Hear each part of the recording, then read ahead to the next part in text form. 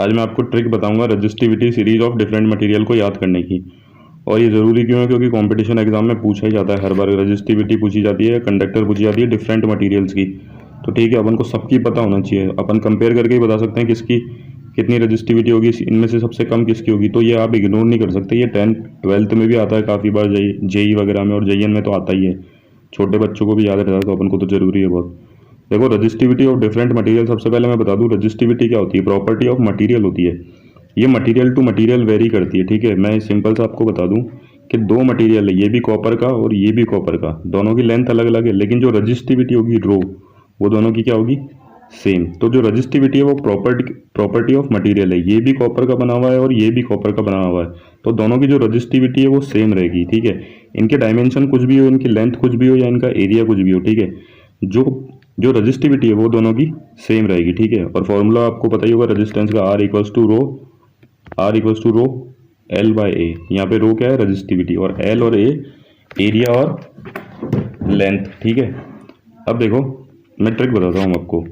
ये है रजिस्टिविटी। ठीक है, ये इंक्रीजिंग ऑर्डर में है। आपको पता ही होगा सिल्वर का नाम सबसे ऊपर आ रहा है, सभी जानते हैं सिल्वर तो सुपर कंडक्टर होता है। ठीक, सुपर कंडक्टर तो नहीं होता, मतलब हाईएस्ट कंडक्टिविटी होती है। सुपर कंडक्टर तो गलत वो है बोलना, लेकिन अपन ये बोलेंगे कि हाईएस्ट कंडक्टिविटी होती है सिल्वर, सबसे गुड कंडक्टर ऑफ इलेक्ट्रिसिटी होती है। देखो मैंने ये लिस्ट बनाई है।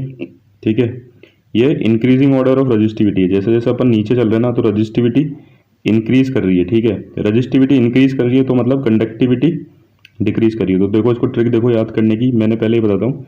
सिल्वर को पहले ऐसे का ऐसा याद रखो, सिल्वर को, ठीक है, सिल्वर को अल्टू फ्री पड़ेगी, इतना याद रखो, फ्री पड़ेगी मंगाना।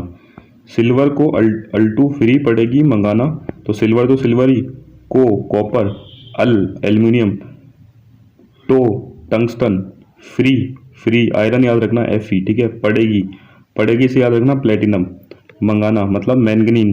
ठीक है, अब देखो आगे, फिर आगे है ले मैं नीचे को कार।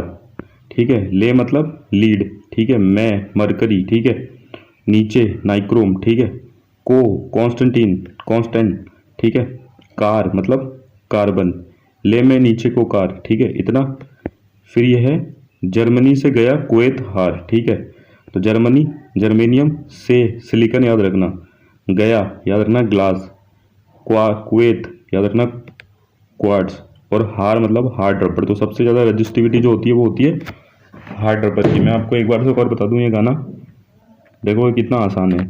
सिल्वर को अल्टू फ्री पड़ेगी मंगाना, ले में नीचे को कार, जर्मनी से गया कुवैत हार। ठीक है, वापस से बोल देता हूँ।